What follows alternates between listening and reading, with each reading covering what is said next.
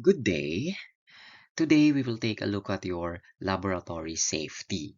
Please note that routine clinical laboratory activities like urine analysis, fecalysis, and complete blood count, among others, expose the staff and the public. Of course, the staff, you as a future clinical laboratory analyst, and your other colleagues, and of course, the public to various hazards, including infectious biological agents, toxic chemicals, and radioactive materials. With that being said, accordingly, your healthcare facilities must establish policies to address these job-related exposures.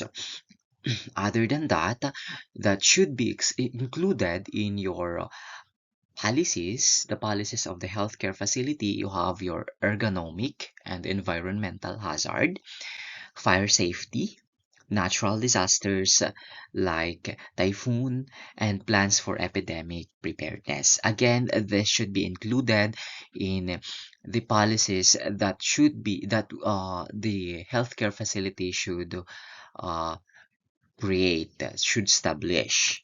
Okay, and so because please note that your good safety practices benefit the employees as well as the patient also, and the laboratory as a whole accordingly. And yes, injuries and harmful exposures can negatively affect the laboratory financially. Okay, also, it will also the reputation of the laboratory as such. Okay, and so because of course there is also a possibility that there will be potential lawsuits, work days and wages, damage to equipment, and poor staff morale accordingly. So, but then before we move on, first let's take a look at the definition of your safety and a hazard. Your safety, this is your freedom from harm or danger.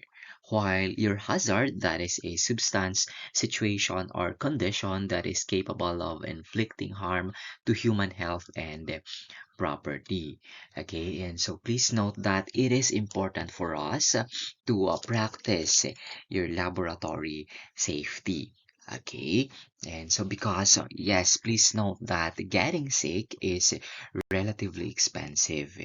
Okay, and so yes, you do your safety first because it will prevent injury and exposure to hazardous substances. Your laboratory safety as such will also reduce the risk of cross-contamination and errors and diagnostic procedures. And yes, we do not want that. We want a true positive, a true negative results. We don't want contamination inside the laboratory. And it will also ensure compliance with legal and ethical standards. Okay, and so as such, you will comply with the mandates given by the DOLE, the DOH, as well as the OSH, the OSH Center, Occupational Safety and Health Center, accordingly. Okay, your hazard assessment, this one is accordingly important to prevent and reduce injuries. Okay, and so by identifying and controlling the hazards present in the workplace, the institution or the laboratory can significantly reduce the risk of workplace injuries and illnesses. Because again, yes, injuries and illnesses, these are relatively costly, or this is expensive. They are expensive. Okay, compliance with regulatory bodies. Please note that there are a lot of jurisdictions that require regular hazard assessment as part of occupational safety and health regulations accordingly. And yes, in hazard assessment, you promote a safety and a healthy working environment. Okay, and so regular assessments, of course, or hazards as assessments promote a control culture, of safety within the organization, so, which encourages employees to be proactive by identifying and reporting hazards. Okay, of course, in hazard assessment, employees are consulted. Okay, and so yes, let's take a look at the steps in identifying or in hazard assessment. Accordingly, this one is just a simple step. Just yes, okay, and so you have your identification of your hazard. First, of course, you identify your hazards. In identification, it involves recognizing your potential hazards that could cause harm in the workplace or in the clinical laboratory. And your hazards can be classified into several categories, including biological, which is of course posed by your bacteria, viruses, parasites, and others.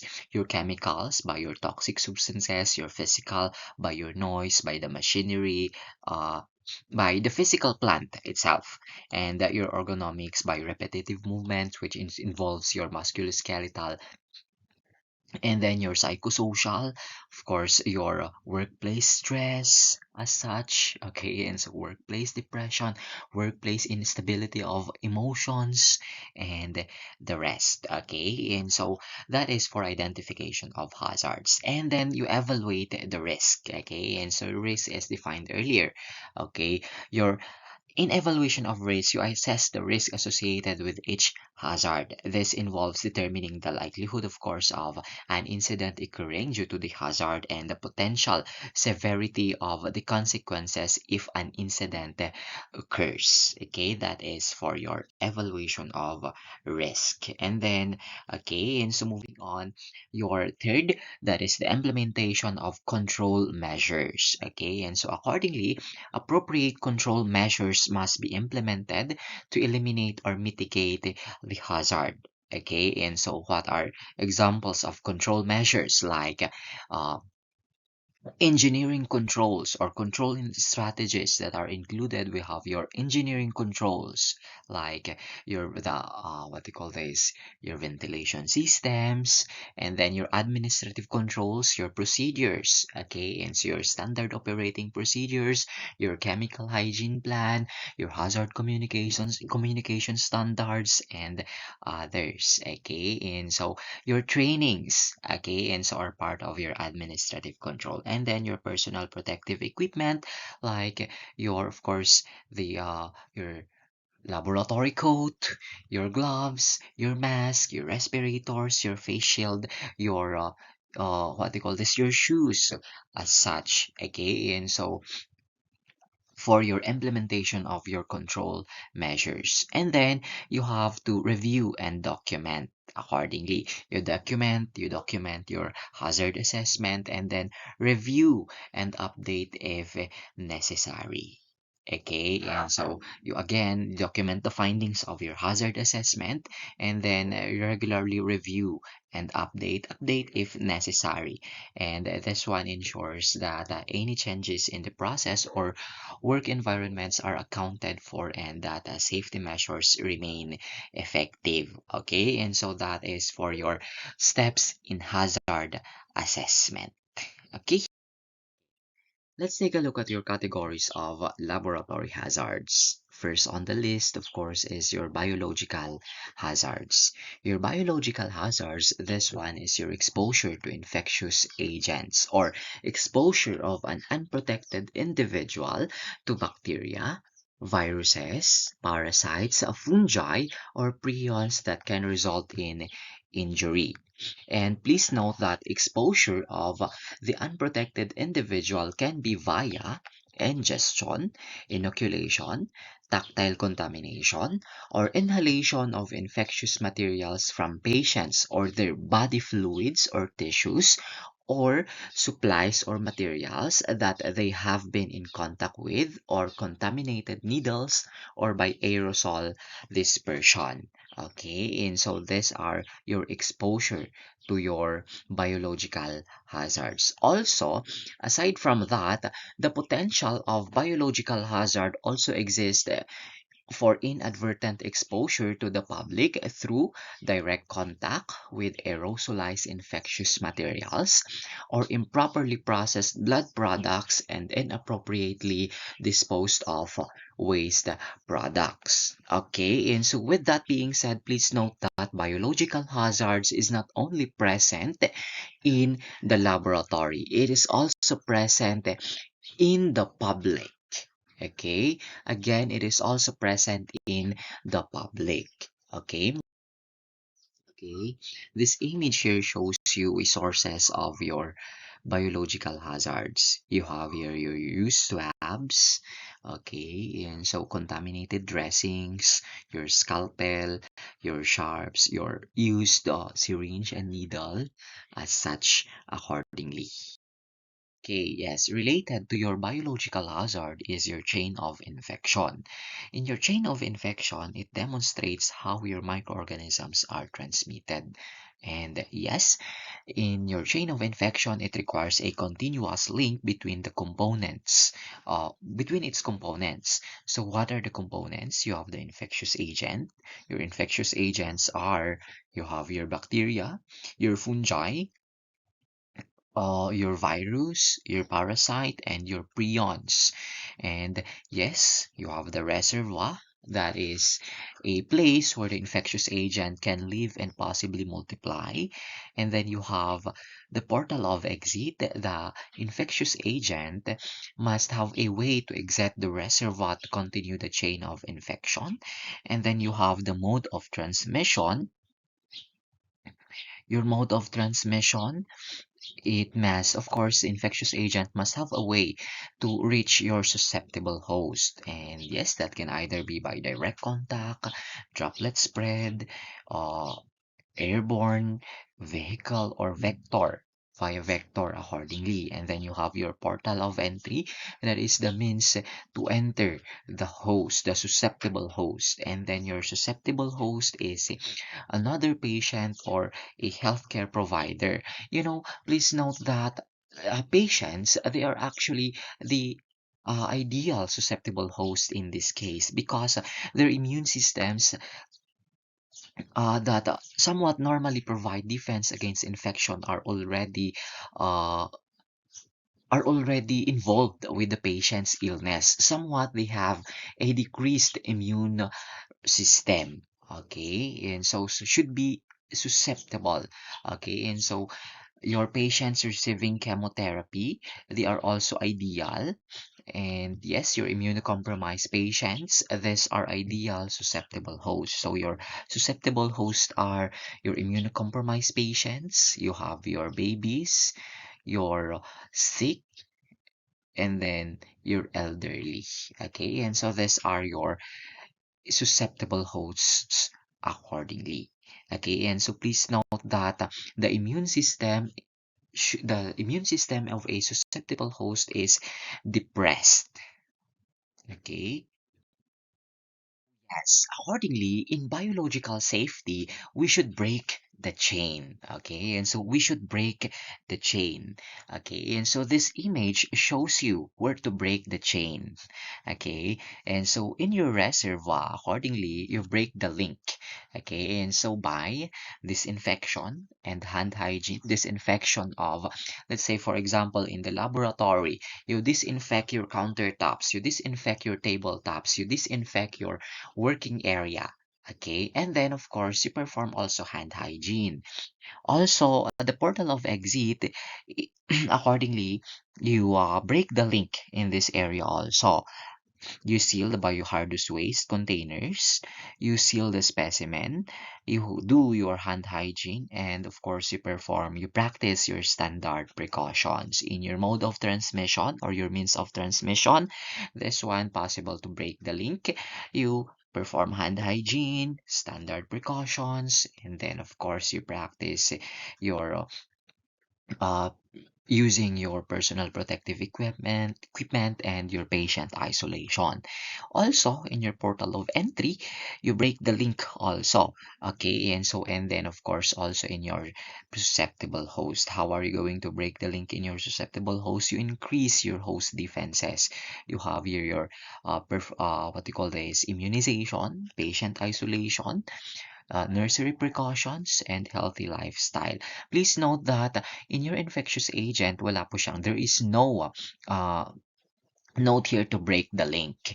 Okay, and so because it is not possible to destroy all microorganisms. Please note it is not possible to destroy all microorganisms present in this entire world. Okay? Yeah.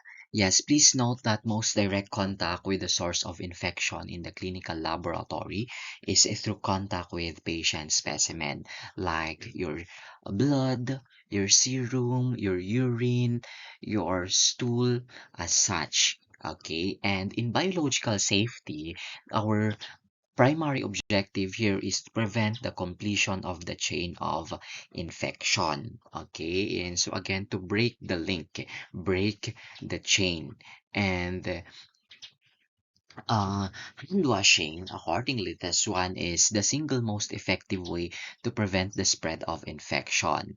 Okay, and so in the chain of infection that I presented earlier to you, okay, and so there are points where to break the link. Okay, and among that 5 points, hand washing is present in that 5 points. Okay, and so 5 points to break the link. Okay, and so break the link at the portal of exit, at the reservoir, at the MOT, and please note hand washing is listed. That is why proper hand washing again is the single most effective way to prevent the spread of infection. Here are some comments on your hand washing. Okay, proper. Accordingly, you scrub your hands for at least 20 seconds or 15 to 20 seconds, and then you rinse in downward position. For us, of course, you rinse in downward position, but then for operating room staff, they rinse in upward position. Okay, and then your hand washing song, that is, you have your happy birthday twice or 2 rounds of happy birthday, 1 round of ABCs, or your Twinkle Little Star. Okay, and so that is for your hand washing song. Please note, when are you going to do hand washing? Okay, and so that is, of course, before patient contact, when you remove your gloves, before leaving the work area, of course, before you leave the laboratory, and then anytime when they have been knowingly contaminated, of course, and then before going to your designated break areas, and before and after using your bathroom facilities. Okay, and so these are uh, the condition when to wash your hands accordingly. Okay, this one is an image showing you how to hand wash with soap and water. Okay, and then how to hand rub with alcohol-based formulation accordingly.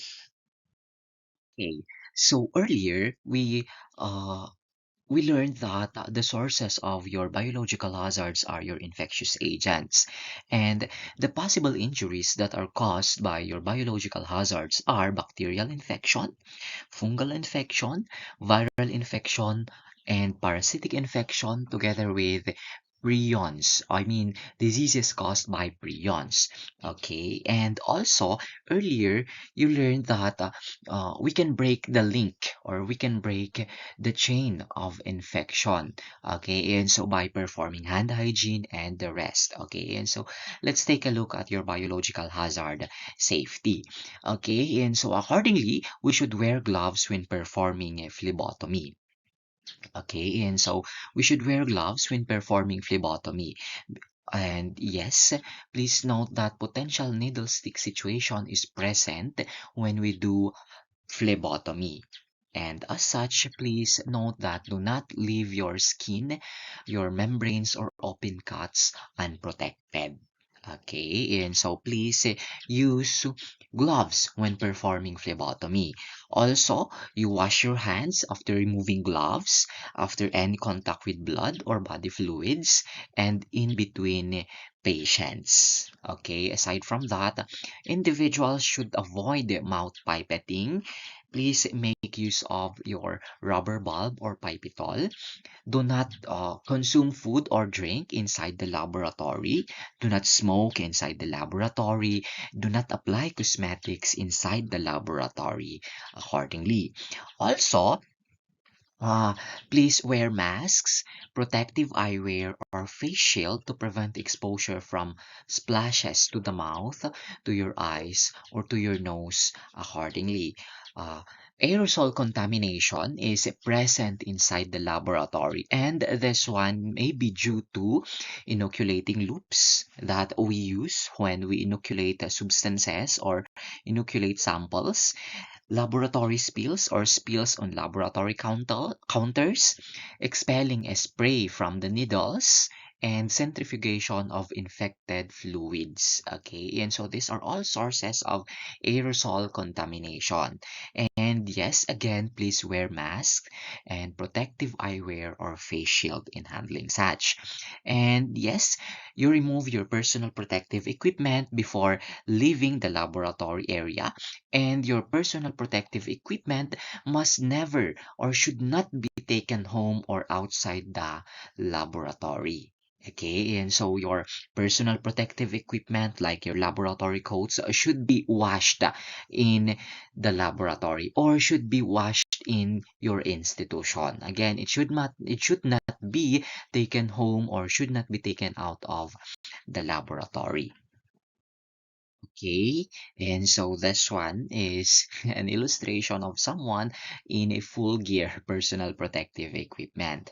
Okay, and so with gloves, with respirator, with eye shield, with what they call this hairnet as such, with a laboratory coat, laboratory gown. Okay, and then okay, let's take a look at the guidelines to prevent and mitigate exposure to biological hazards. Please note that universal precautions, what they call this, BSI, your body substance isolation, and your standard precautions are developed by your Centers for Disease Control and Prevention. Okay, and so for your universal precautions, okay, and so this one is developed for the concern for human immunovirus, hepatitis B virus, and your increasing cases, sorry, of your HIV, HBV, and your HCV accordingly. This one is developed in 1987, your universal precautions.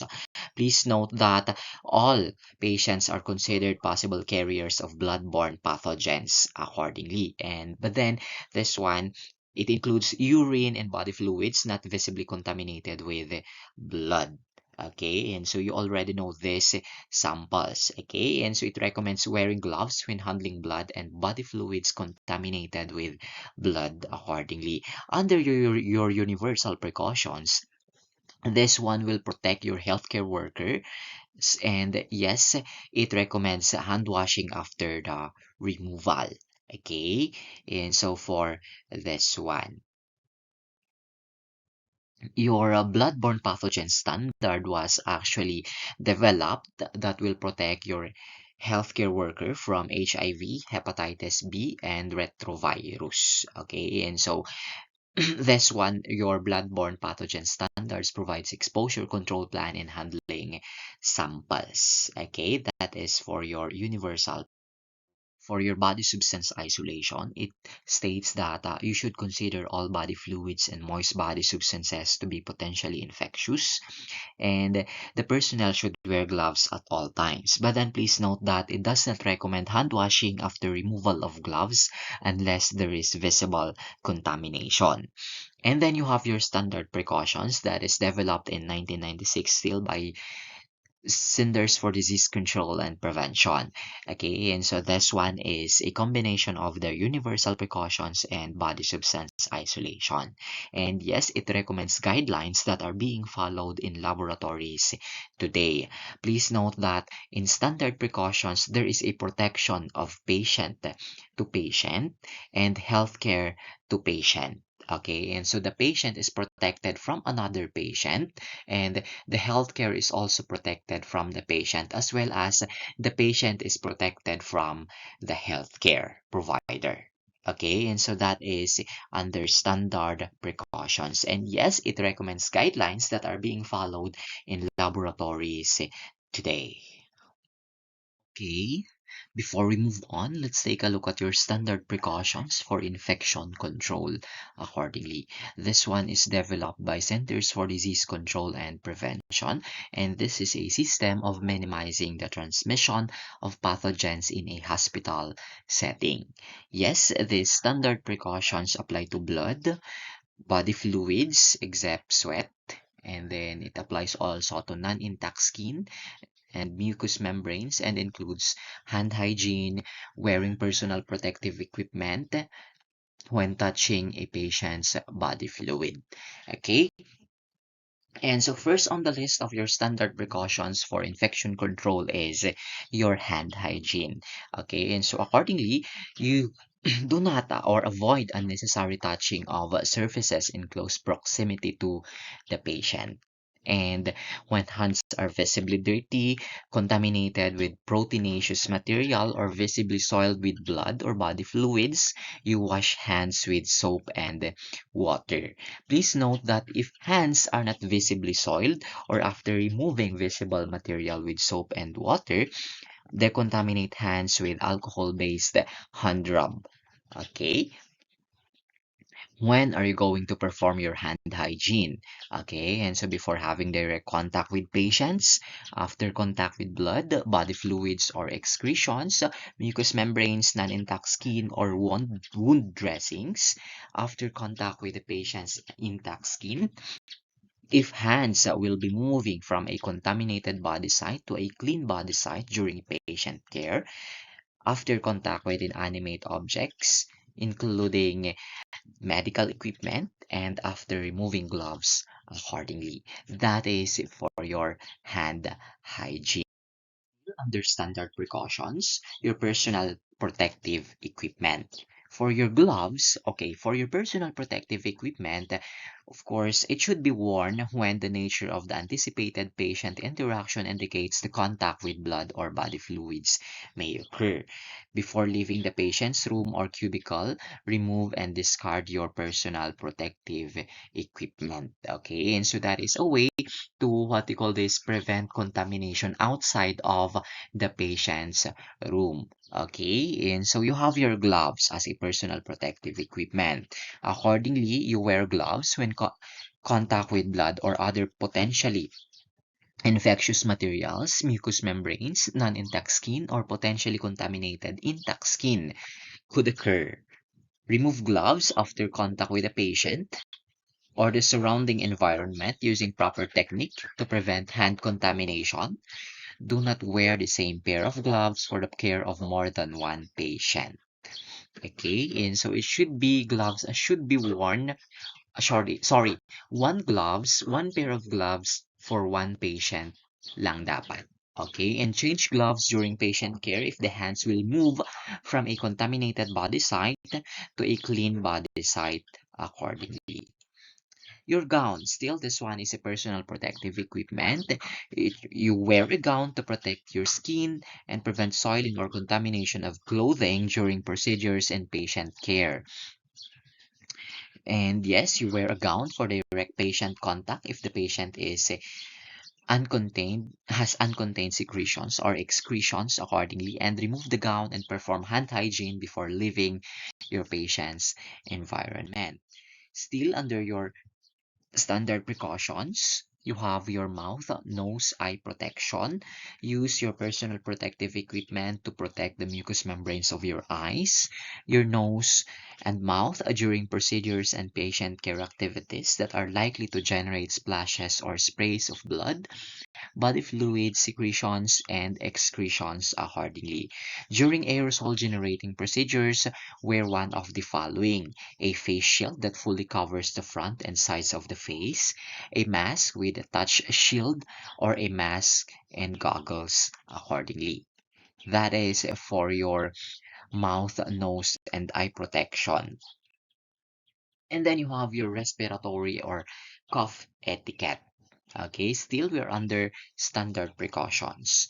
With this, you educate your healthcare personnel to contain respiratory secretions to prevent droplet and fomite transmission of respiratory pathogens, especially during seasonal outbreaks of viral respiratory tract infections. And you offer masks to coughing patients and other symptomatic persons upon entry into the facility. And yes, your patient care equipment and instruments or devices. You wear personal protective equipment according to the level of anticipated contamination when handling patient care equipment and instruments or devices that are visibly soiled or may have been in contact with blood or body fluids accordingly. Okay.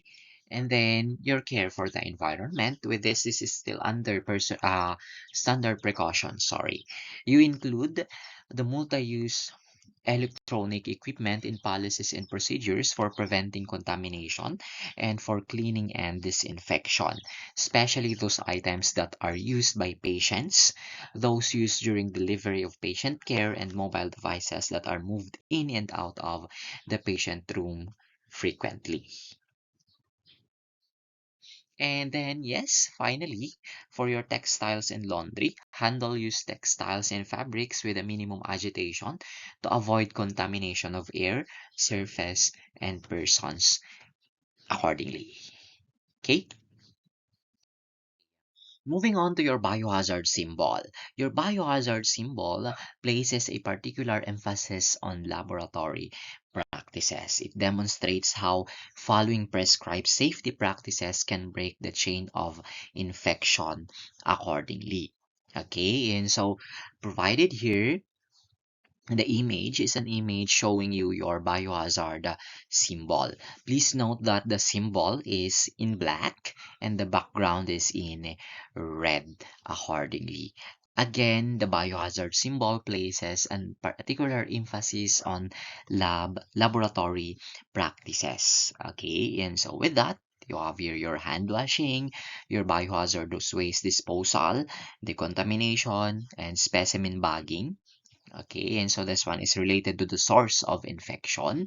And then in case of transmission, you have hand washing, the use of PPE, aerosol prevention, sterile disposal equipment, and pest control for the transmission. And then, of course, your hose, you follow your standard precautions, you wear your personal protective equipment, and the rest.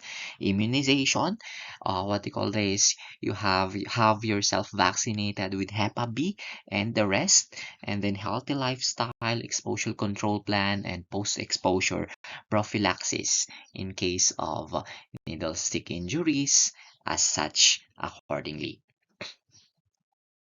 This one is your biohazard symbol. The symbol is in black and the background is in red. Please note that this biohazard symbol should be attached to any biohazardous materials inside the laboratory.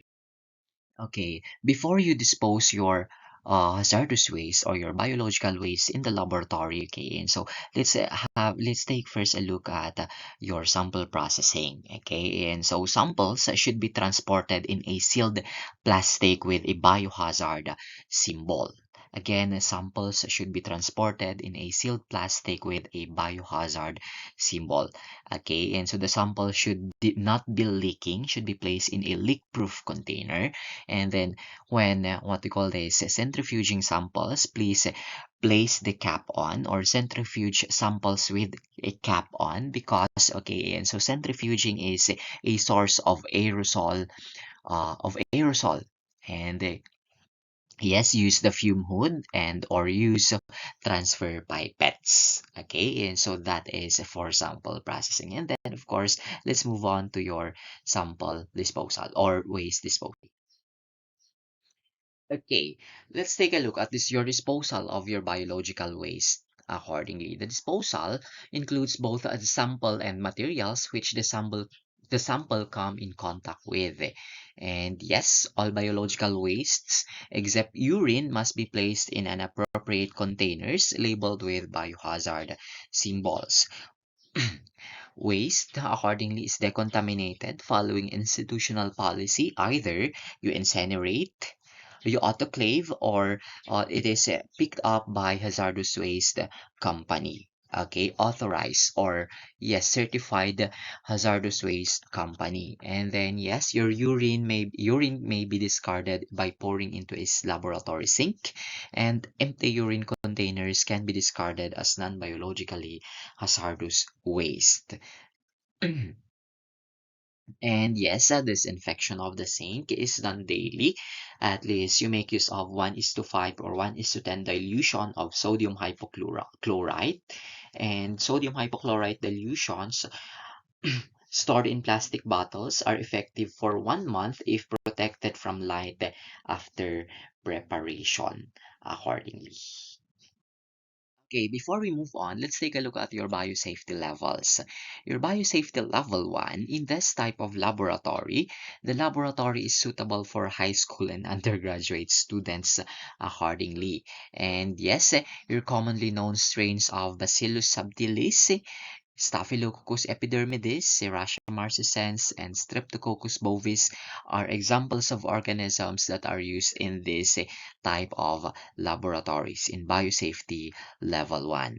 Please note that the laboratory contains equipment, practices, and facilities that will be used with organisms, again, that do not consistently cause disease in healthy adults, but in immunocompromised patients or immunocompromised individuals, like the very young and the very old, may be infected with this opportunist. Again, that is for biosafety level 1. Please do not confuse yourselves with biosafety levels and biosafety cabinets. Okay, for biosafety level 2, this laboratory contains equipment, practices, and facilities that are used to identify and characterize moderate risk agents derived from the community that cause disease in immunocompromised and immunocompetent individuals. Okay, and so there is again an stress here with your immunocompetent individuals. Again, okay, and so in biosafety level 2, accordingly, the laboratory personnel should receive training for handling pathogenic organisms. Okay, and access to the laboratory is restricted when the work is in progress. And yes, the that aerosols are conducted procedures that produce aerosols are conducted in a biological safety cabinet. Okay, and yes, organisms included in biosafety level 2 are Salmonella species, Staphylococcus aureus, Streptococcus pyogenes, and Escherichia coli accordingly. Moving on to your biosafety level 3. This type of laboratory handles organisms that cause severe or potentially lethal infections transmitted through inhalation accordingly. And yes, training for handling specific pathogenic and lethal organisms are required, and all the procedures involving organisms are performed in a class 2 or class 3 biological safety cabinet. And organisms included, you have Bacillus anthracis, Yersinia pestis, and your smallpox virus accordingly. Okay, and so these organisms are handled in a biosafety level 3. In biosafety level 4, in this type of laboratories, they handle extremely hazardous infectious organisms that are usually transmitted through aerosols. In this, organisms frequently cause fatal diseases or diseases with no cure or treatment or diseases with an unknown transmission mechanism. Okay, and yes, accordingly, training on handling and containment of the organisms is required because an accidental release of these organisms into the atmosphere could have a catastrophic result accordingly. Okay, and so in a biosafety level for laboratory, it should have a decontamination units for every entry point, a positive pressure suits worn by laboratory personnel also, and a biological safety cabinets. And yes, organisms in this category include viruses that cause Ebola hemorrhagic fever, Lassa fever, Marburg hemorrhagic fever, and hantavirus pulmonary syndrome accordingly. Okay, and so that is for biosafety level 4. This illustration shows you your 4 biosafety levels. Okay, and so, and yes, as you go from biosafety level 1 to level 4, okay, and so please note that you need additional materials and equipment. Okay, and so for your biosafety level.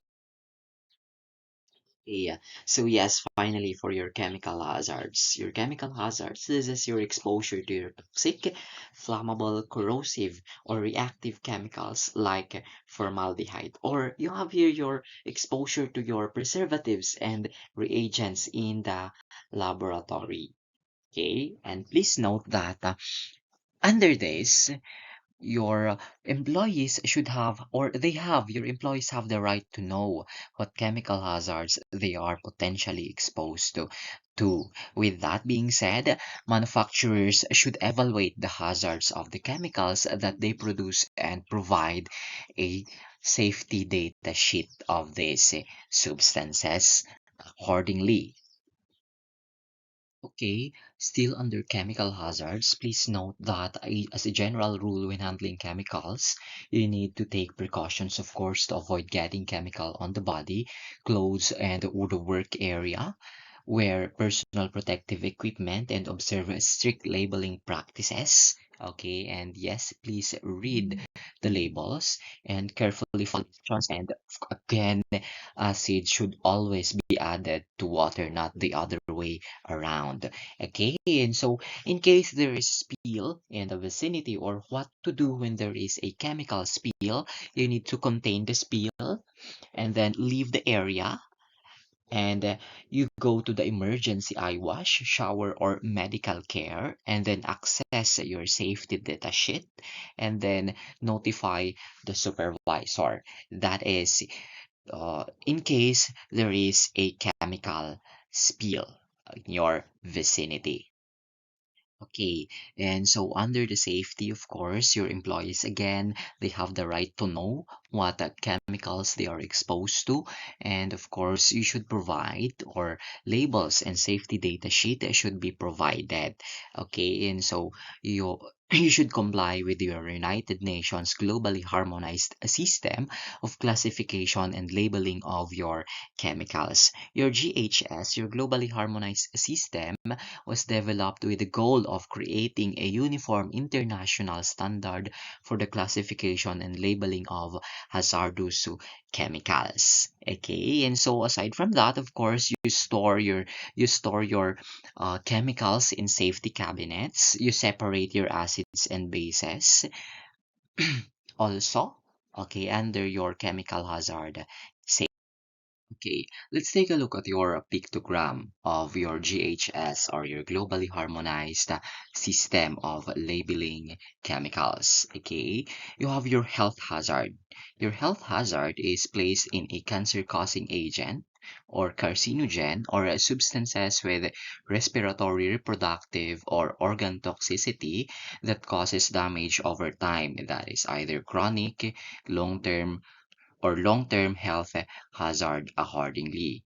The flame here, of course, that is your flammable materials or substances that are liable to self-ignite when exposed to water or air.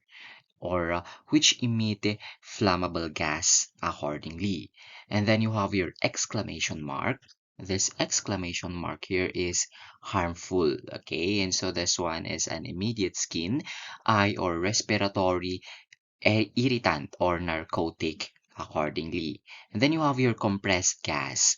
Your compressed gas or the gas cylinder, this is your compressed gas. These are gases stored under pressure, liquefied gases and dissolved gases like your ammonia, liquid nitrogen, or acetylene accordingly. And then you have your corrosive. Your corrosive, this one is placed in materials causing skin corrosion or burns or eye damage on contact or those that can that are corrosive to metals. Okay, that is for your corrosive. And then you have your exploding bomb, that is for your explosives. Okay, and so this one is placed in explosives, including organic peroxides and those highly unstable materials at risk of exploding even without exposure to air or those uh, self-reactives. Okay, and then the flame over the circle, that is your oxidizer. This one is placed under oxidizers. Oxidizers accordingly are chemicals that facilitate burning or make fires burn hotter and longer accordingly. And then you have your what do you call this? Skull and bones and crossbones. These are substances like this your skull and crossbones. These are placed under in substances, sorry, like poisons and highly concentrated acids, which have immediate and severe toxic effect. Okay, and so for your toxic. And then you have your environmental hazards. These are placed in chemicals that are toxic to aquatic wildlife. And accordingly, this is not mandatory. Okay, moving your NFPA 704. Your NFPA 704 or your National Fire Protection Association accordingly has developed your standard system for the identification of fire hazard of materials, and that is your NFPA 704. And this symbol accordingly is used to inform your firefighters of the hazards they may encounter with fires in a particular area. Accordingly, each category is graded on a scale of 0 to 4 based on the extent of the concern. These symbols are placed on doors, cabinets, and containers also as part of chemical labeling. And yes, please note that this is a diamond-shaped, color-coded symbol that contains information relating to health, flammability, reactivity, and personal protection or special precautions accordingly. Have here an illustration of your hazardous materials classification. Okay, the blue one is for your health hazard, your fire hazard is for the red one, and then your yellow is for your reactivity, and your white is for your specific hazards. Okay, aside from those chemical labeling, your hazardous chemicals should be labeled with a description of their particular hazard, like is it poisonous, corrosive, flammable, explosive, teratogenic, or carcinogenic. Okay, and so as what is uh, presented by your GHS. Okay, moving on, your safety data sheet. Okay, and so accordingly, your SDS will contain information about physical hazards, health hazards, uh, routes of entry, exposure limits, precautions for safe handling and use, spill cleanup, procedures, personal protective equipment to be worn when handling the chemical, emergency first aid, name, address, and phone number of the manufacturer. As such, the safety data sheet must be written accordingly in English and readily available to workers close to the location of the chemical. Again, safety data sheets should be present, okay, and so should be accessible to any laboratory personnel. Okay, and so those are the information included in your safety data sheet. And part of your chemical labeling is your safety data sheet. Okay, and so an image here on your left is an illustration of your SDS of a formaldehyde. Your ergonomic hazards are caused by repetitive motions, awkward posture, and workstation setup. Okay, and so with this, it will cause cumulative trauma disorders or work-related musculoskeletal disorders.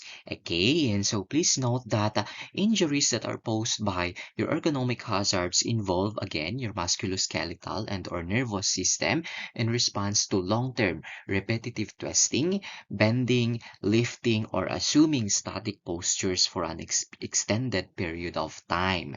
Also, constant or excessive repetitive actions, mechanical pressure, vibrations, or compressive forces on the arms, hands, wrists, neck, or back will also pose cumulative trauma disorders or work-related musculoskeletal disorders. Among laboratory personnel, cumulative trauma disorders are usually related to repetitive pipetting, working at a microscope. Which is our work, of course. We always do this using a microtome in the histopath laboratory, keyboard use when we input results or input something for a document, resting their arms, wrists on sharp edges, such as on a laboratory counter, are sources, okay, and so of cumulative trauma disorders or musculoskeletal disorders in the laboratory setting.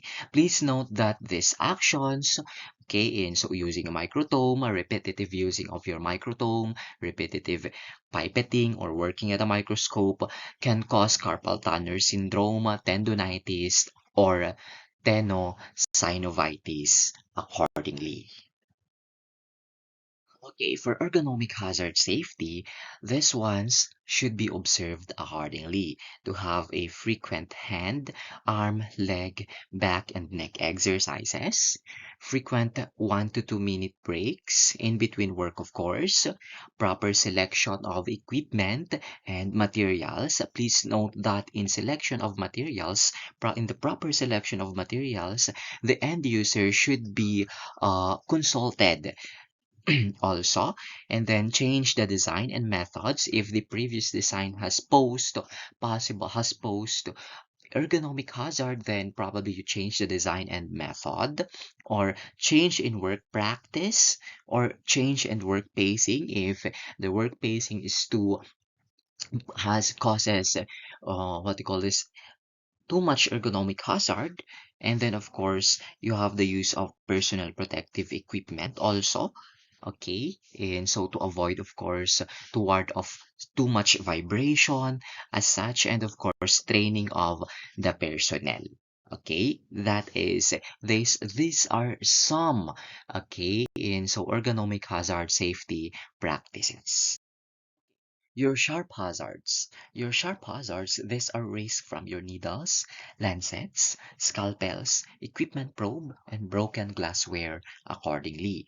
Please note that in the phlebotomy section, you have a lot of needles and lancets. Scalpels in doing grossing for the histopath in the histopath laboratory. Equipment probe in your analyzers, in your hematology analyzers, chemistry analyzers as such.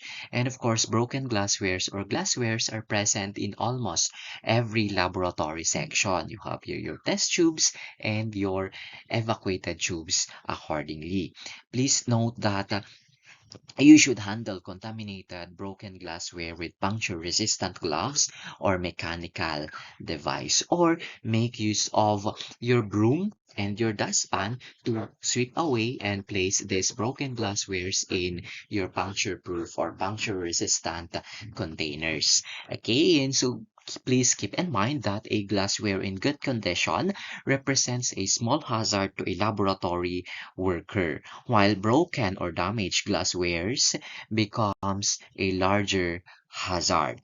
Also, used needles will not be sheared, bent, broken, or recapped by hand accordingly. They should be placed by in this used needles should be placed in your designated sharps or puncture resistant container.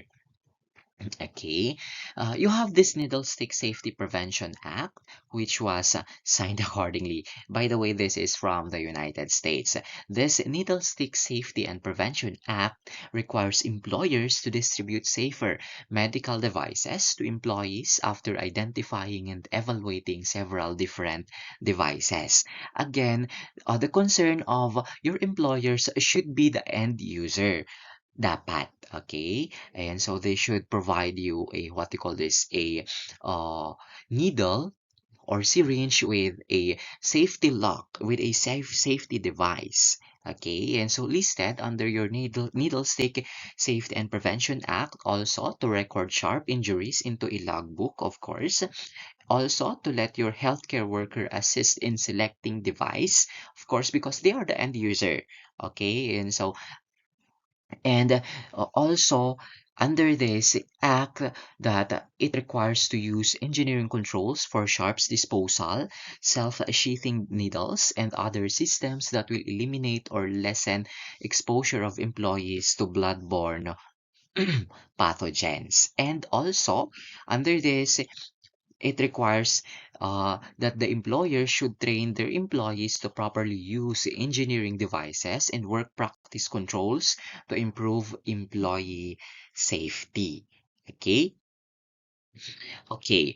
In case that an employee, in case that there is a needle stick injury, accordingly, every employer should mandate specific action after an employee is struck by a dirty or contaminated sharp. But then please note that the general rule in a needle stick injury is that it involves reporting to the employee health nurse for HIV and hepatitis B tests. And if the employee knows which patient the dirty sharp was from, then the patient will also be asked to be tested for uh, HIV and hepatitis B accordingly. Okay, and so that is the general rule, but then it should be mandated by your employer. Stated earlier, you discard your broken or chipped glassware. Okay, and so for your sharp hazards safety, all sharp objects must be disposed of in a puncture-resistant container.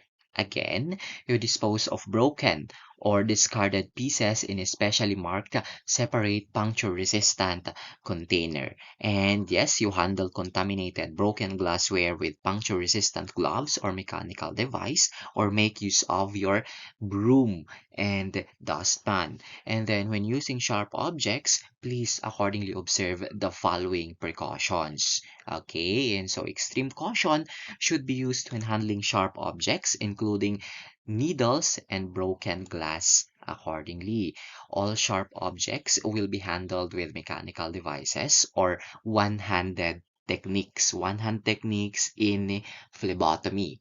And used needles will not be shared accordingly again, bent, broken, or recapped by hand. And yes, used needles will not be removed from disposable syringes. Okay. And so again, used needles will not be removed from disposable syringes. Sharp objects will be placed immediately into the puncture-resistant red sharp containers located throughout your laboratory. And yes, sharp containers will be sealed and disposed of when 3/4 full. Please note, do not overfill your sharps containers. Again, sharp containers will be sealed and disposed of when 3 quarters full accordingly. Okay, and so for your color of your container and the designation, please note that red colored containers with a biohazard symbol is for your sharps. Okay, your black, that is for your dry non-infectious. Your green is for your wet non-infectious, and your yellow is for your wet infectious. Your yellow and red should have a biohazard symbol also. Okay, okay, and so this one is an example of your puncture resistant container. Okay, and so but then you have a variety of a puncture resistant container. Again, if three quarters full, then you need to seal and discard. Okay, and yes. Moving on to your fire explode or your explosives hazards. Okay, and so these are associated, this fire hazard or explosive hazards are associated with open flames, flammable chemicals, and faulty electrical equipment. Okay, and so please accordingly use the smallest amounts possible of flammable and combustible liquids. Do not store a large amount of flammable and combustible liquids in your storage room. Okay, okay, accordingly. Okay, and so what you call this, you keep less than 2 gallons per 100 square feet in approved storage cabinets or safety cans accordingly. Use of fire safety cabinets and safety cans for storing your materials. You keep open flames, heating elements, and electrical sparks away from flammable and combustible chemicals. Okay? Again, sources of your fire or explosive hazards in the laboratory, you have your alcohol burners and improperly stored solvents. Okay, and so please, for your laboratory or your fire safety or explosive hazard safety, you keep your open flames, heating elements, and electrical sparks like your switches, electric motors, friction, and static electricity away from flammable and combustible chemicals. Okay, and so this is your symbol for your fire or your explosive. Okay. Your classes of fire. Your class A fire, these are ordinary combustible materials like wood, paper, and plastic. Okay, and so please note these are your classes of fire. Your class B fire, these are flammable or combustible liquids such as kerosene, gasoline, grease, and oil accordingly. So, okay, and so this is for your class A fire, you have your trash, your wood, your paper. For your class B fire, you have your liquids, your grease, you have your gasoline, your oil, and the rest. And then your electrical equipment for your class C and or your energized electrical equipment. And then for your class D, that is for your combustible metals. Okay, and so yes, for your class C fire, this will include your laboratory instruments, wiring, circuits, and outlets, while your class D fire, these are your combustible metals like potassium, sodium, and magnesium accordingly. Okay, with the use of fire extinguishers. Accordingly, never use a water extinguisher on oil fire because it will spread the oil, thus expanding the fire to a wider area and increasing the danger from the fire accordingly. Okay, and so that is why use water extinguishers on class A fires only. Okay, dry chemical extinguishers can be used on class A, class B, or class C fires because they are filled with dry chemicals such as bicarbonate or monoammonium phosphate, and the chemical left on the fire is non-combustible, and this reduces the chance of reignition of the fire. That is for dry chemical extinguishers. Your carbon dioxide extinguishers are used on class B or C fires accordingly. This carbon dioxide extinguishers contain highly pressurized carbon dioxide that can effectively stop the flow of oxygen to your fire. Please note it does not leave a harmful residue on the computers or electrical devices and is a good choice for extinguishing sensitive electrical device fires. And yes, you have your halotron. Your halotron, this one is a clean fire extinguishing agent that is accordingly found in handheld extinguishers and larger fire extinguishing systems. Please note that this one is a non-corrosive and will not damage equipment after discharge. And yes, this one is approved for fighting fires in marine and aviation areas. Again, please note that please check on your what you call this fire components or your elements of fire. Okay, and so please note that all healthcare institutions should post evacuation routes and detailed plans to follow in the event of a fire. Yes, a laboratory personnel should also be familiar with these procedures. Okay, and so for us also, okay, and so we should be familiar with the exit routes of a building. Whenever we enter a building, it is important for us to know the exit routes of a building. Okay, and so in the event that a fire is discovered in the vicinity, please make use of please make use of this acronym RACE. Okay, and so what should you do in case that there is a fire? You rescue anyone in immediate danger. Yes, you rescue anyone in immediate danger. And then you activate the alarm, the fire alarm system, the institutional fire alarm system, and then contain or close all doors to potentially affected areas. Okay, and so because of course the flow of oxygen or the air will somewhat feed your fire, and then you extinguish the fire if possible.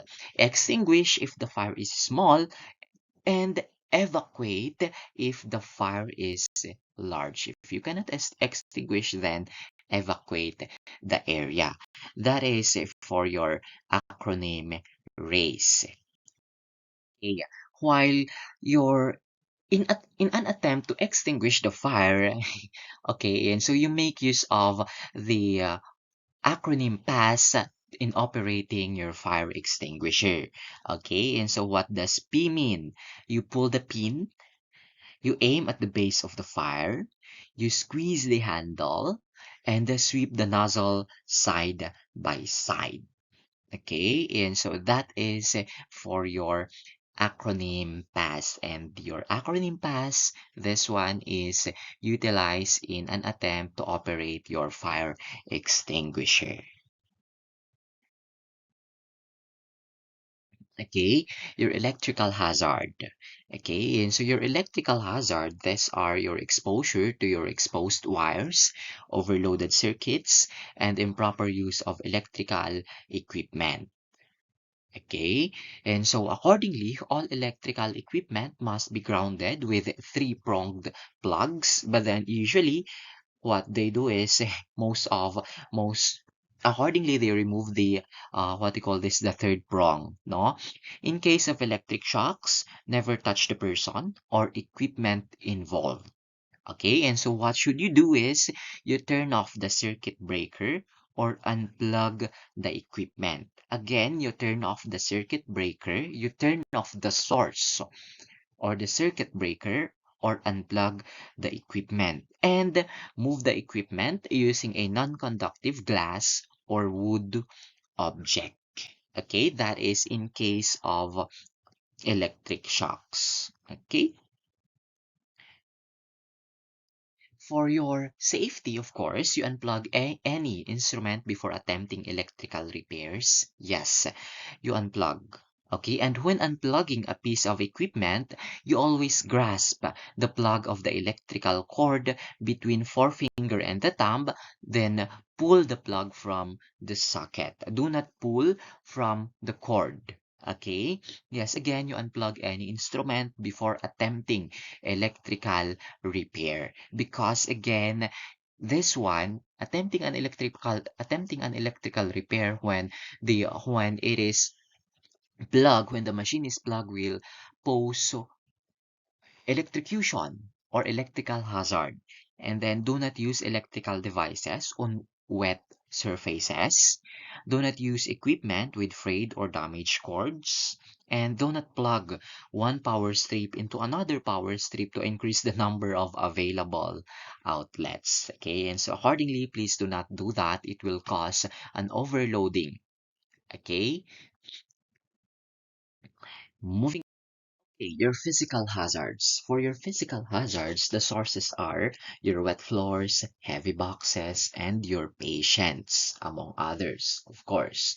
Okay, and the possible injury that is posed by your physical hazards are your falls, your sprains, or your strains accordingly. Okay, and so in physical hazard safety, please avoid running in rooms and hallways. Avoid running in rooms and hallways, or do not run in rooms and hallways. Okay, watch for wet floors. Okay, and so wet floors should have a sign and or a caution, and bend the knees when lifting heavy objects. Keep your long hair pulled back. Okay, and so it should be secured and back off the shoulders in such a manner to prevent it from contacting contaminated materials or surfaces, and also to prevent shedding of organisms into the work area. Okay, and so your hair can be a source of contamination. Avoid dangling jewelry. Do not wear jewelry that can become caught in equipment or hung into infectious materials. And then wear closed-toed shoes that provide maximum support. And yes, of course, these are essential for safety and comfort. And yes, overall, you maintain a clean and organized work area. Again, maintain a clean and organized work area. Okay. Radioactive hazards or sources, of course, your exposure to radioactive equipment and radioisotopes. Okay, or working with radioisotopes or handling isotopes or radioisotopes in the nuclear medicine department. Okay, and so please note that the radioactive hazard symbol must be displayed on doors of all areas where radioactive material is present. Okay, exposure to radiation during pregnancy presents a danger to the fetus, and a personnel accordingly who are pregnant or think they are pregnant may or should avoid areas with your radioactive hazard symbol. Okay. Your administrative controls. Your administrative controls are essential for ensuring safety in the clinical laboratories by modifying work practices and establishing policies to minimize exposure to hazards. And yes, your exposure control plan is uh, mandated by OSHA. It requires your employers to protect the employees from exposure to blood, body fluids, and other potentially infectious materials. And included in your exposure control plan are listing jobs and associated tasks that may expose employees to potentially infectious materials. And yes, your exposure control plan will implement exposure control through universal precautions, uh, engineering and work practice controls are what they call this included in your exposure control plan. Good housekeeping and personal protective equipment is part of your exposure control plan. Documenting hepatitis B vaccination or declination in case of a needle stick injury, evaluating employees after exposure, and following up with employees are part of your exposure control plan. Keeping files and records, and communicating and training employees about hazards are also part of your exposure control plan. And analyzing exposures to prevent similar exposure in the future is also part of your exposure control plan. Again, exposure control plan is required for employers to protect the employee. Yes, part of your administrative control is your standard operating procedures, and what is present, what should be written in your standard operating procedures. Of course, an introduction.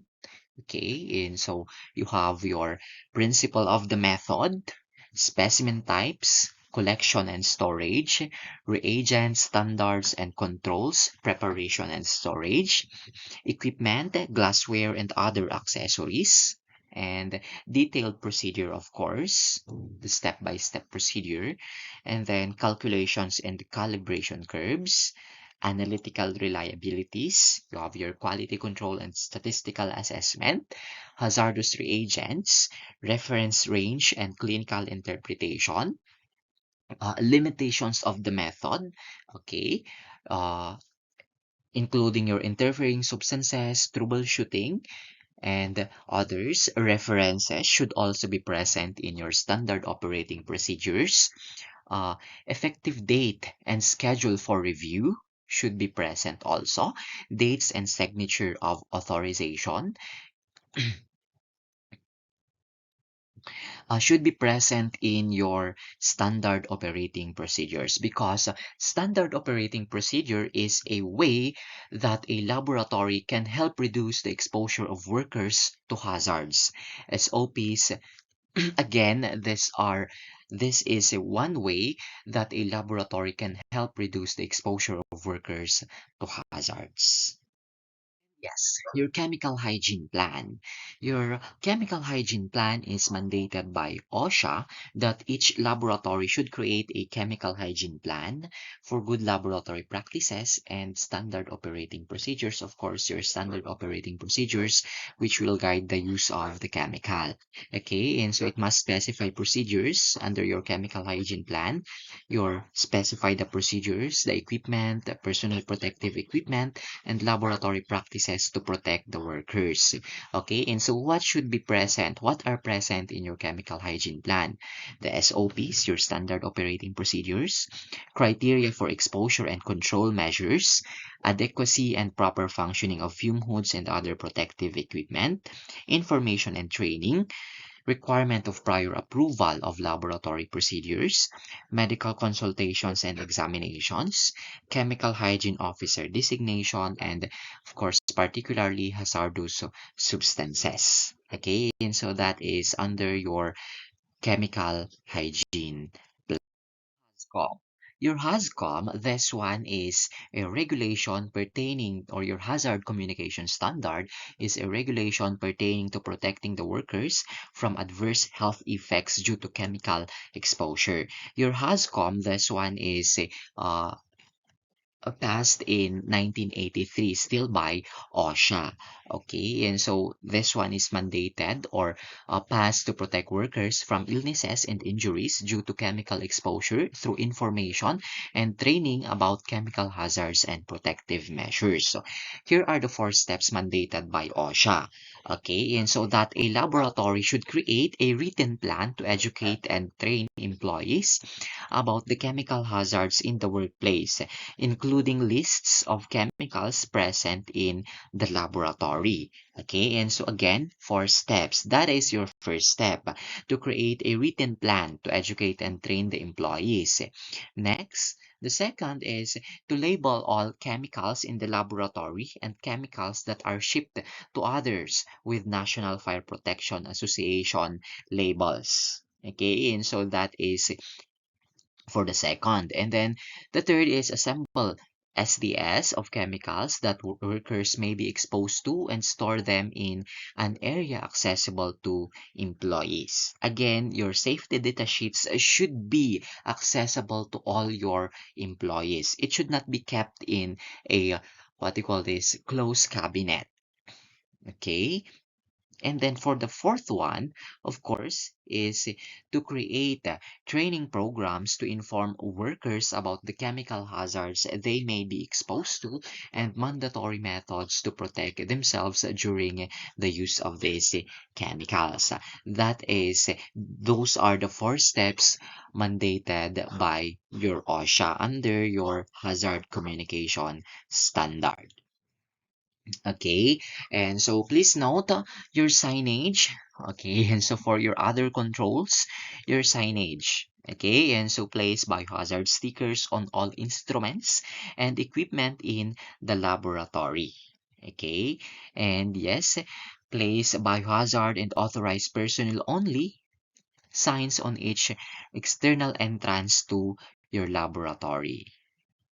Again, you post radiation hazard signs in areas where radioactive materials are handled. You post eye wash station signs above the eye washing equipment or post emergency shower signs close to the shower. You ensure that emergency exits are clearly marked, of course, with the exit or emergency exit, and post laboratory coats must be worn in this area signs in the working areas in your laboratory or spill kit station at the spill kit location. Okay, and so it is important, signage are important to prevent, okay, and so accidents or injuries in the laboratory or in the workplace. Okay, again, okay, and so these are examples of signages. Okay, and so this area is this is a laboratory preparation area where laboratory coats as such. Okay, and so again, signages are important to what they call this for our safety. Okay, and so signages are important for the safety of everyone. And then, yes, for your proper donning and doffing, of course, as part, of course, of wearing your personal protective equipment. Okay, and so you have here your gown, followed by your mask, your goggles, your face shield, and then your gloves. Okay, and so yes, please note that you keep your hands away from your face accordingly, and yes, you perform hand hygiene. Okay, and so that is the proper way accordingly of donning your personal protective equipment. Okay, and so moving on for your doffing or removing of your personal protective equipment. You remove your goggles, sorry, your gloves first.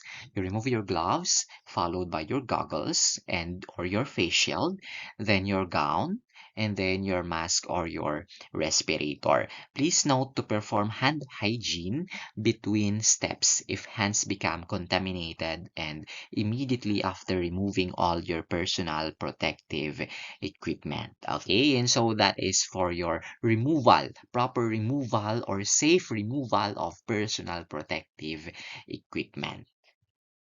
Okay, your safety equipment, your biological safety cabinet, your fume hood, among others, are listed here accordingly.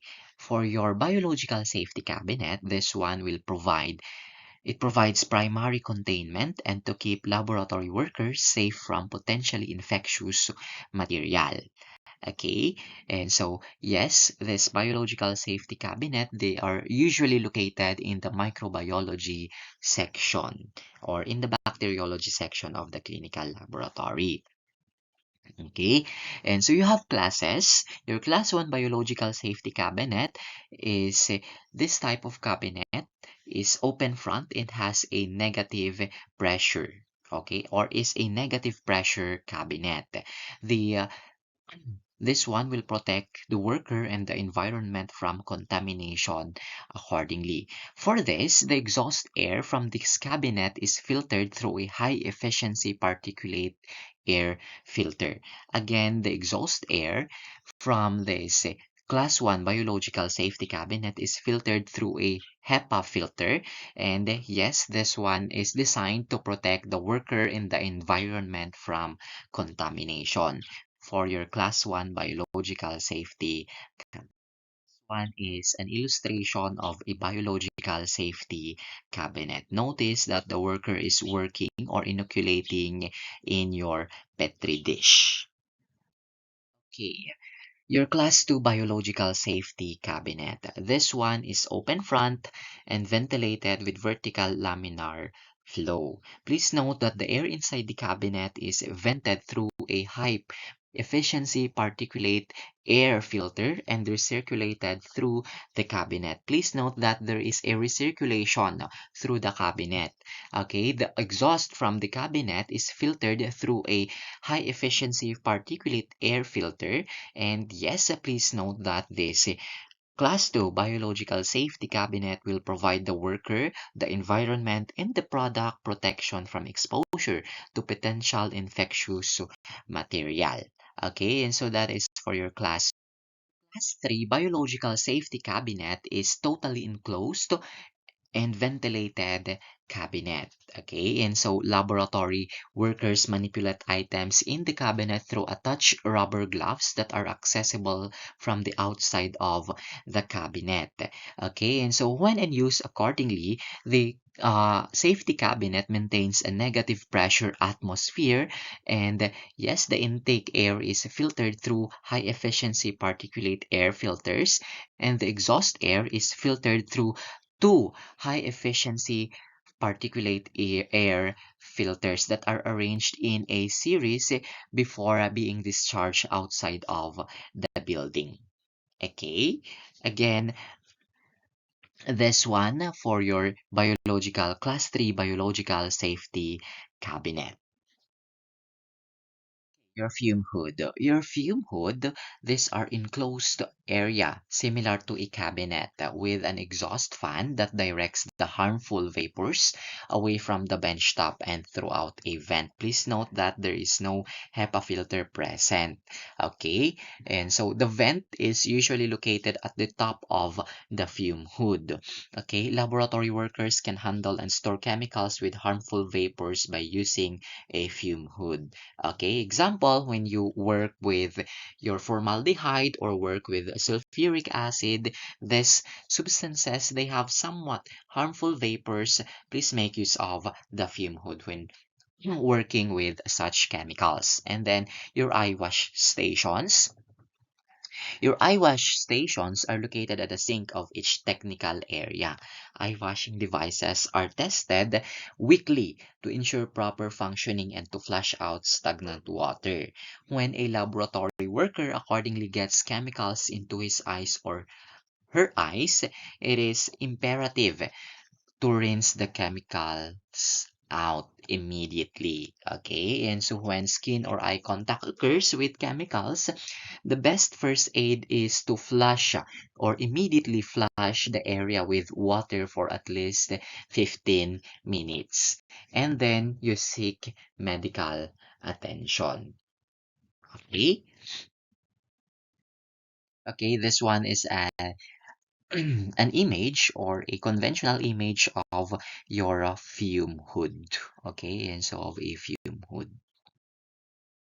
Emergency showers. Emergency showers are located in laboratories still and are designed to what they call this douse a person with water after contamination with a chemical that is highly corrosive, irritating, or toxic to humans. Of course, the purpose of this shower is to rinse away as much of the chemical as possible.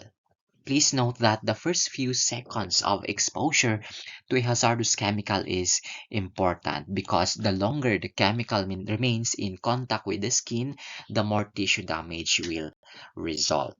Okay, and so that is for your emergency showers. Okay, and so this one is a what do you call this?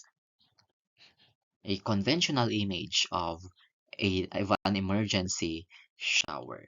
And then your pipetting aids. Pipetting aids, these are small pieces of equipment that allow the laboratory worker to draw liquid up into a pipette to a precise level and then discharge the liquid into a container.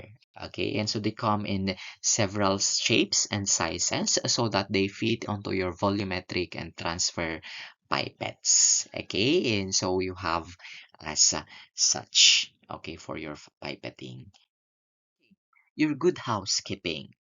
Okay, all technical areas of the laboratory, including the drawing room, are considered contaminated areas.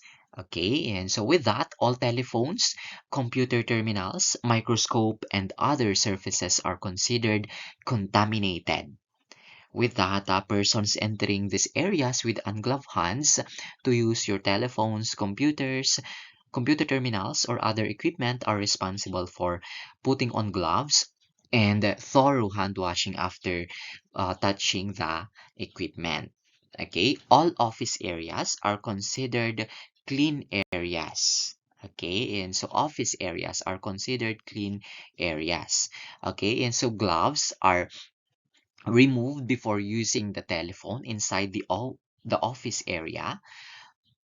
Remove gloves should be removed also when making use of your computer terminals and other equipment to prevent contamination. Okay, laboratory coats are not worn inside the office areas. With that, they should be removed before entering the office areas because it is regarded as a clean area accordingly. Okay, and so bench tops in your technical working areas are cleaned at least daily using 1 is to 10 dilution of bleach, which is prepared fresh weekly, or another disinfectant that will kill the tuberculosis bacterium.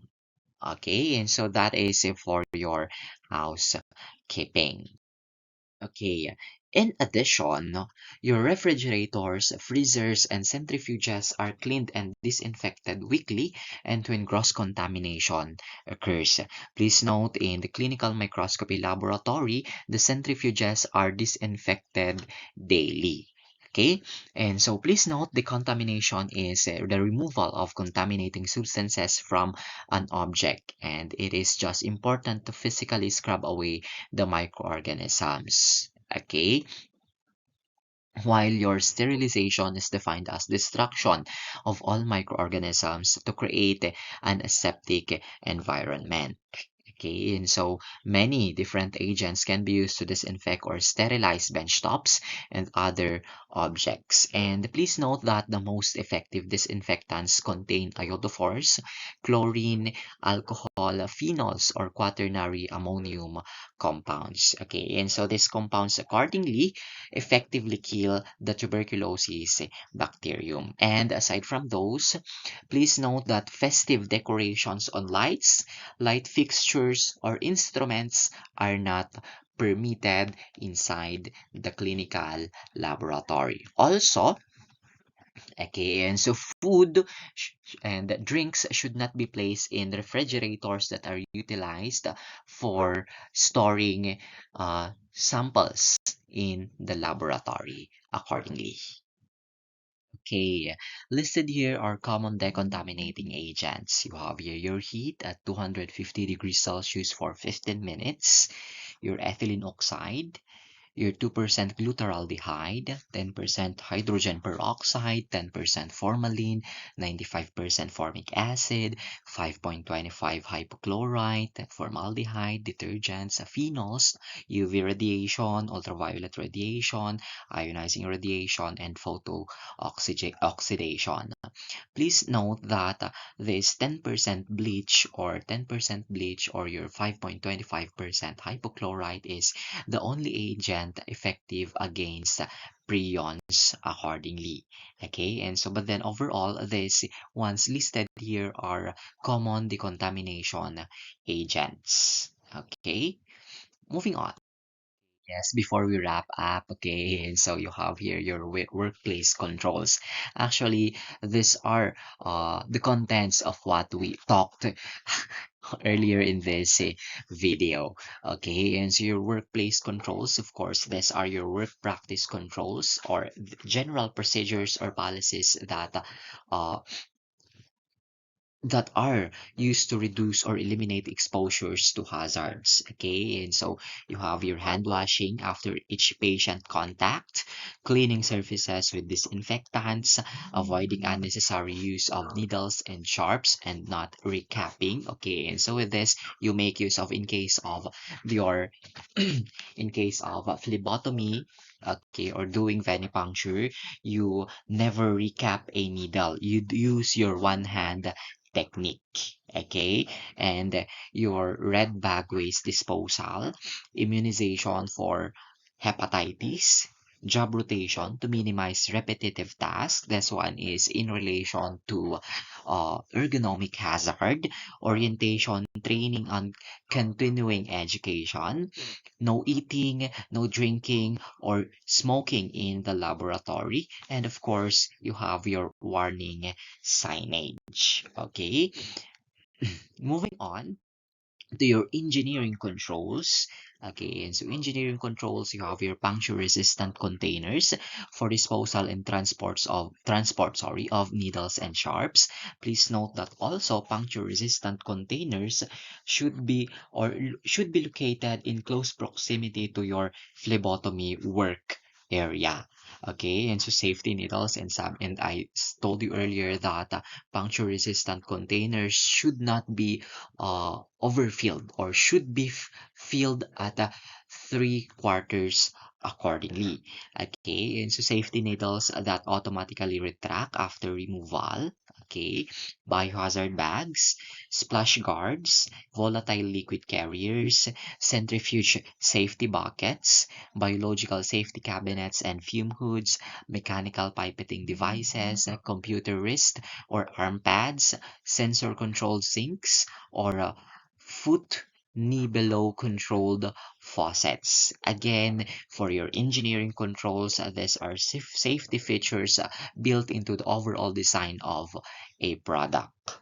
Okay, and then finally, you have your personal protective equipment. For your personal protective equipment, your non-latex gloves, okay, and so your isolation gowns, your mask, including particulate respirators, face shield, and your protective eyewear, which includes your goggles and safety glasses. Again, for your personal protective equipment, these are barriers. They provide barriers that physically separate the user from the hazard. And then you have your emergency equipment, okay? And so you have your chemical resistant gloves or your sub-zero freezer gloves or your thermal gloves, hearing protection, eye wash station, safety shower, fire extinguisher, laboratory spill kit, and first aid kit. Okay, and so these are things that will mitigate or control your hazard exposure. Okay, okay. Okay. Your 5S. Your 5S, in relation to good housekeeping, this one, 5S is applied in the workplace that will help promote efficiency and effectiveness. Okay, and so for your 5S principles, it can help identify and eliminate wastage to achieve a well-organized and safe working environment. Okay, and yes, we want a well-organized and safe working environment because a cluttered and dirty workplace can lead to low productivity, worker dissatisfaction, and reoccurrence of accidents. Okay, and so what are your 5S? This one actually is from Japan. Okay, you sort, you keep only what is needed or what is used, remove all unnecessary items, red tag all unused items and store for management review. And then you set in order. There should be a place for everything and everything in its place. There should be for to provide an easy retrieval for all items and a clear visualization of all the equipment. And then you shine, okay? And so make sure that there is a daily checking and cleaning of all areas. You ensure that all areas are always safe to work in. Of course, you should do decontamination and disinfection in your workplace. And standards are continually maintained by everyone. And then you standardize, implement effective policies, procedures, and routines. You ensure all team members are regularly trained, and you sort, set in order, shine becomes a habit. And you sustain, work together as a team to deliver what is expected, and continue the cycle of improvement and maintain the policies, procedures, and routines accordingly. Okay, and so your 5S is not only applicable in the clinical laboratory setting, but applicable in all industry, in all work areas or work setting. Wrap up, let me just show you your what we call this pictograms, an additional pictograms, okay, aside from your globally harmonized system, okay, and so your skull and bones here, this is toxic, it will represent a poisonous or fatal substance. Okay, electrical hazard for your lightning bolt will indicate the presence of electrical dangers. Flammable or the fire symbol. This one represents materials that can catch fire easily. Okay, and so again, this one, your explosive or your explosion symbol indicates an explosive hazard. Your radiation hazard or the radioactive symbol represents radioactive material or ionizing radiation. Biohazard, your three circle symbol will indicate biological hazards such as bacteria, or viruses or blood or contaminated products. And then your exclamation mark, this one accordingly is a general hazards that, and it represents a general warning for potential hazard. Your exclamation mark again represents a general warning for potential hazard. And then you have your falling load or the crane with suspended load warns of heavy objects that may fall. Okay, corrosive or the liquid dropping on hand represents material that can cause burns or damage to the skin and metals. Okay, and so or equipment metals present, and then your magnetic field or the magnet symbol, it indicates strong magnetic fields which may affect electronic devices or medical implants. And then your radiation waves or wireless signal symbol, this one represents non-ionizing radiation hazards.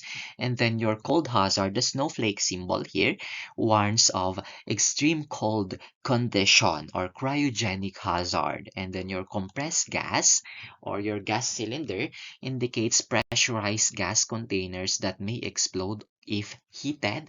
Example of this in the clinical laboratory is your what you call this Lysol spray, no, these are examples of uh, that is an example, sorry, of a compressed gas. Okay, and then your what do you call this? Your forklift symbol or the industrial vehicle warns of potential accidents involving forklifts or industrial vehicles, of course. And then your water tank on a stand or water storage indicates water storage potentially related to chemical storage or hazards accordingly. And then finally, your battery hazard, the leaking battery symbol, it represents hazards related to battery acid leakage or explosion.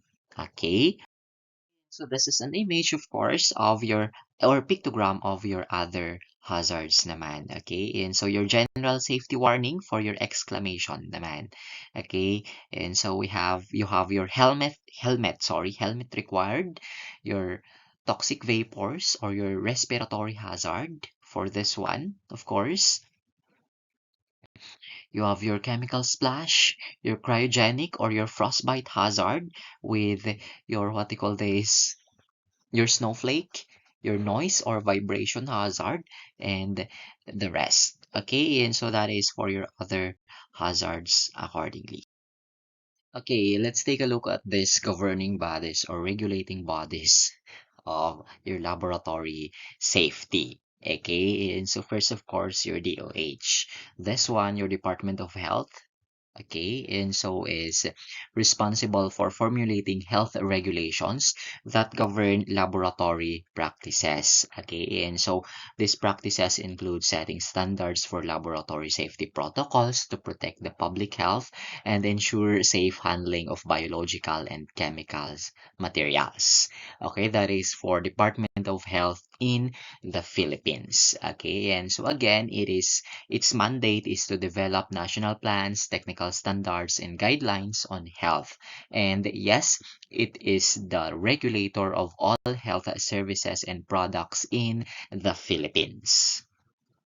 Okay, and you have your occupational safety and health center.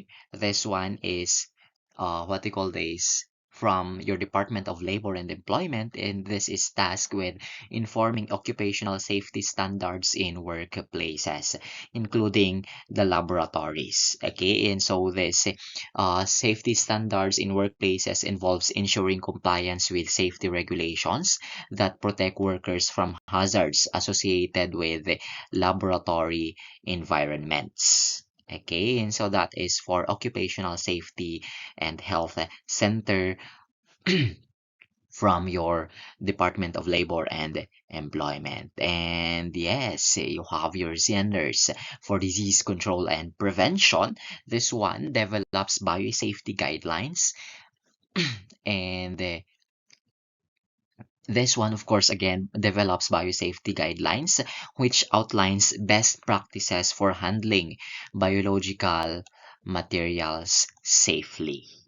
Okay, and so that is for Centers for Disease Control and Prevention. And then your Occupational Safety and Health Administration, this one is responsible for enforcing workplace safety regulations in the United States. Same with your Centers for Disease Control and Prevention. Okay, and so OSHA, or your Occupational Safety and Health Administration, is responsible for enforcing workplace safety regulations in the United States, including the laboratories. Okay, and so it sets standards that employers must follow to ensure a safe working environment for the employees. And then for your WHO or for your World Health Organization, this one provides international guidelines for laboratory safety, particularly in the context of public health emergencies. And yes, these guidelines that are set or provided by your WHO help standardize practices across different countries. Please note that your WHO is what they call this created by your your United Nations. Okay, and so I guess that is all. Please, okay, and so please further read on your safety guidelines, okay, or your laboratory safety.